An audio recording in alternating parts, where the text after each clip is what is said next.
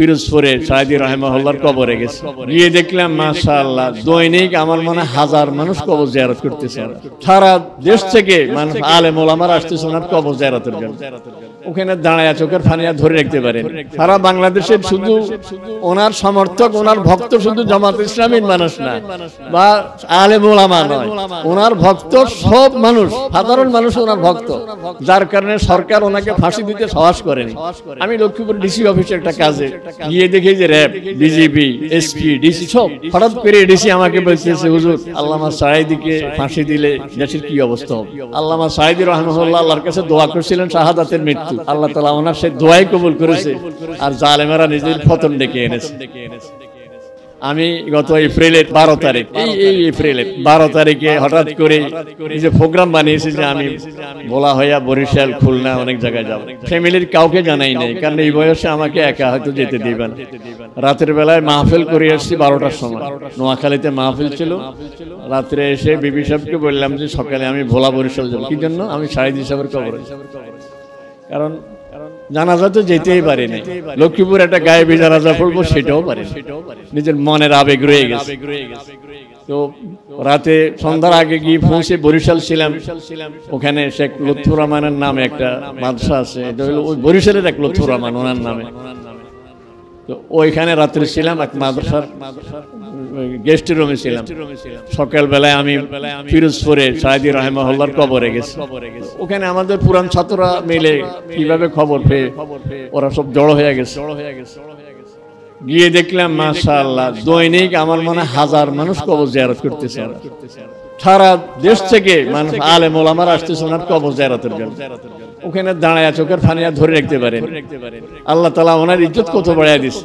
আর ইজ্জতের পিছনে এটা না যে উনি পিরোজপুরের এমপি ছিলেন, উনি সংসদ সদস্য ছিলেন এই কারণে নয়, উনি কোরআনের ফাঁকি ছিলেন, কোরআনের কথাই বলতেন। ওখানে সেই বরিশাল পিরোজপুর জামাতের যিনি আমির ছিলেন উনি কথা প্রসঙ্গে বললেন, এখন তো ওয়াইজ বহুত, কিছু সময় গজলে, কিছু সময় ইংরেজি বক্তব্য এমনি এমনি কাটে, কিন্তু আল্লামা সাঈদী রাহিমাহুল্লাহর পুরো বয়ান কোরআন দিয়ে, কোরআনের ওয়াজ করতেন, কোরআনের তাফসীর কোরআন দিয়েই করতেন।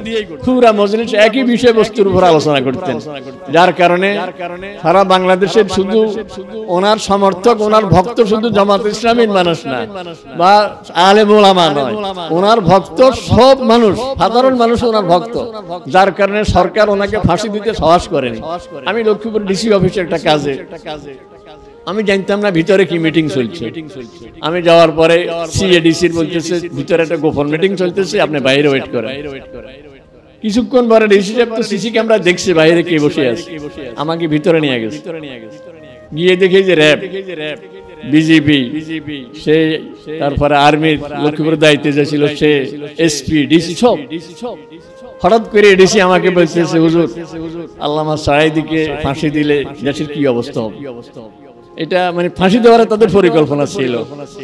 তা আমি তো এই জন্য যাইনি, আমি গেছি আমার মাদ্রাসার কাছে। আমি বললাম স্যার ওনাকে ফাঁসি দিলে কি অবস্থা হবে এটা এই দেশের কেউ বলতে পারবে না, নিয়ন্ত্রণ কেউ করতে পারবে না, কারণ ওনার ভক্ত শুধু জামাত ইসলামী নয়, এই দেশের সাধারণ মুসলমান ওনার ভক্ত, কেউ সামলাতে পারবেন না।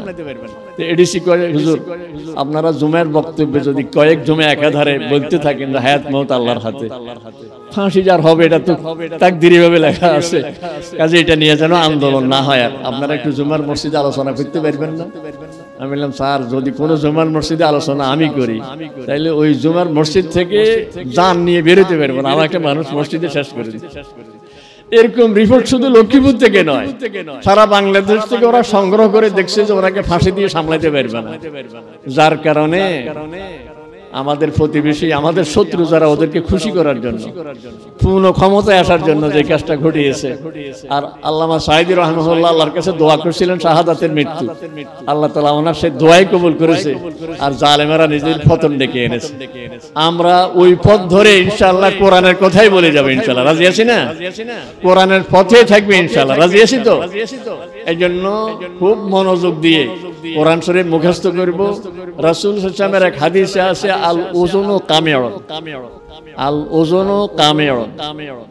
কামিউন অনেকে চিনবে না, এই যে এই বোতলে তেল ঢুকানোর জন্য একটা চুঙ্গি ব্যবহার করে, চুঙ্গি। চুঙ্গি তো অনেকের বাসা এখন আর নাই।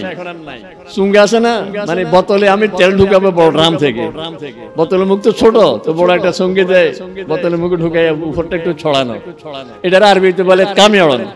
রাষ্ট্রাম বলেন আল ওজন ও কামিয়ন, এই কান আমার চুঙ্গি, এই কান দিয়ে যা ঢুকে এটা আমার কলবে যায়, কারণ কলব তো একটু ভিতরে, এই চুঙ্গি দিয়ে সব ভিতরে যায়। এখন সুযোগ পেলে আমি মোবাইল নিয়ে কিছু এটা সেটা শুনি, এই করি সেই করি, এগুলি সব কিন্তু আমার কলবে যায়, যার কারণে আমার কোরআন শরীফ ওখানে সেফ হইতে, মুখস্থ হইতে দেরি হয়ে যাচ্ছে। এই জন্য আমি হেফজকালীন সময়ে আজে বাজে এ সমস্ত বাড়াইতে গেলে টেলিভিশন দেখা বা মোবাইল, আম্মুর মোবাইল ধরা, আব্বুর মোবাইল ধরা, ভাইয়ার মোবাইল ধরা, আপুর মোবাইল ধরা, একটুখানি কিছু শুনি, কিছু গান শুনি, কিছু নাটক দেখি, এগুলি করতে গেলে কিন্তু আমার হেফজ দেরি হয়ে যাবে। এই জন্য আমি এগুলি দেখবো না, আমার এই সময় নেই। আমি সুযোগ পেলেই কোরআন শরীফ নিয়ে বসে যাব। আমি যেটা মুখস্থ করছি সেটা বসে বসে নিরিবিলি এক জায়গায় আমি ওটা শুনবো, তাইলে আমার অল্প সময়ে মুখস্থ হয়ে যাবে।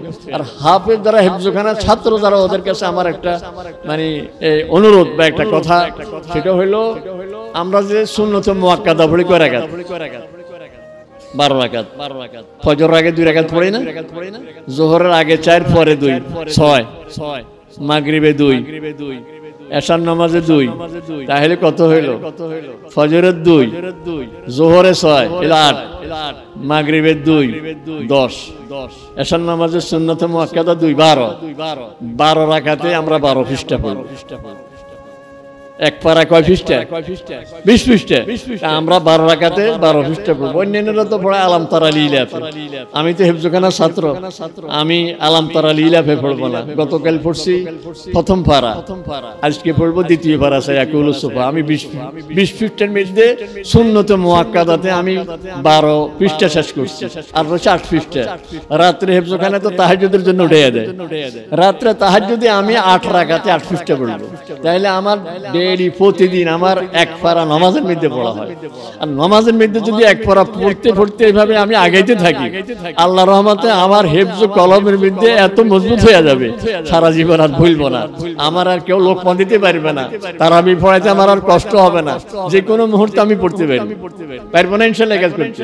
তাহলে সুন্নতে মুআক্কাদা 12 রাকাতে 12 পৃষ্ঠা, আর তাহাজ্জুদের মধ্যে 8 পৃষ্ঠা, এইভাবে আমি পড়ার জন্য চেষ্টা করব, তাহলে হেফজ আমার সহজ হয়ে যাবে। পারবো তো এটা? আর হইল কোরআন শরীফ মুখস্থ করে, এটা আল্লাহ তাআলার বড় নেয়ামত। ইমাম শাফি রাহমাতুল্লাহ আলাইহি ওনার এক ওস্তাদের কাছে গিয়ে বলছিল, শায়েখের নাম ছিল ওয়াকি ইবনে জাররাহ, ইমাম শাফি রাহমাতুল্লাহ আলাইহির ওস্তাদ, তো সাকাউতু ইলা ওয়াকিইন বিসুই হিফজি, আমি আমার ওস্তাদের কাছে গিয়ে বললাম, ওস্তাদ মনে থাকে না, ফাউসানি ইলা তারকিল মাআসি, তো ওস্তাদ বলে দিলেন যে গুনাহ করো না, কোনো গুনাহ করো, আল্লাহ নারাজ হয় এমন কাজ করো না। ফাইনাল ইলমা মিন ফাদলিল ইলাহি, কারণ ইলম এটা আল্লাহ তাআলার বড় দান। ওয়া ফাদলুল্লাহ লা ইউতা লিল আসি, আর আল্লাহর দান এটা আল্লাহ তাআলা গুনাহগারকে দেন। শাফি রাহমাতুল্লাহ আলাইহি উস্তাদ ওয়াকির এই কথা অনুযায়ী গুনাহ ছেড়ে দিয়েছেন। ওনার মেধার অবস্থা শোনো, আমরা যখন ফটো স্টেট করতে যাই, যদি 2 পৃষ্ঠা হয় তো 1 পৃষ্ঠারে ভাঁজ করে নেয়, কারণ না হলে তো দোনো পৃষ্ঠা একসাথে ফটো স্টেট হয়ে যাবে। আর যদি ভাঁজ করা না যায় তো এই পৃষ্ঠার উপরে একটা কাগজ দিয়ে ছাপা দেয়, যাতে এই পৃষ্ঠা ফটোকপি না হয়।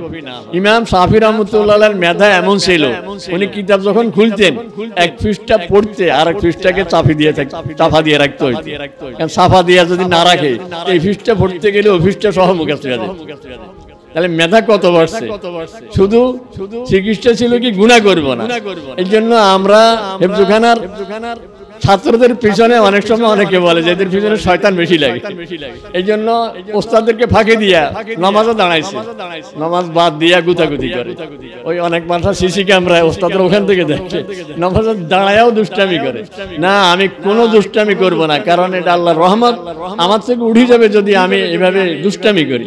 এই জন্য কোন রকমের দুষ্টামি করব না। আর যখন একটা বিশেষ খেয়াল রাখবো, যখন হেফজখানার ছাত্র 19-20 পড়া যায়, তখন একটা মোড়া দেয়, আর পড়বো না, এই পলা যেতে চায়, বাড়িতে যায় বলে আম্মু আর পড়বো না, আব্বু আর পড়বো না, আমি এখন অমুক মাদ্রাসায় পড়বো, এই করবো, বা এই হেফজোখানায় পড়বো না, আরেক কানে পড়বো, এই মোড়ামুড়ি শুরু করে। কারণ শয়তান যখন দেখে সর্বনাশ, এই ছেলেটা তো হাফেজ হয়ে যাচ্ছে, 19 পারা হয়ে গেছে, আর অল্প রয়েছে, অল্প কদিন হাফেজ হয়ে যাবে, তখন খুব মোড়ামুড়ি দেয়। এই জন্য আমরা খুব কোনো কথাই শুনবো না শয়তানের, আমরা ইনশাআল্লাহ হেফজ করিয়ে ছাড়বো।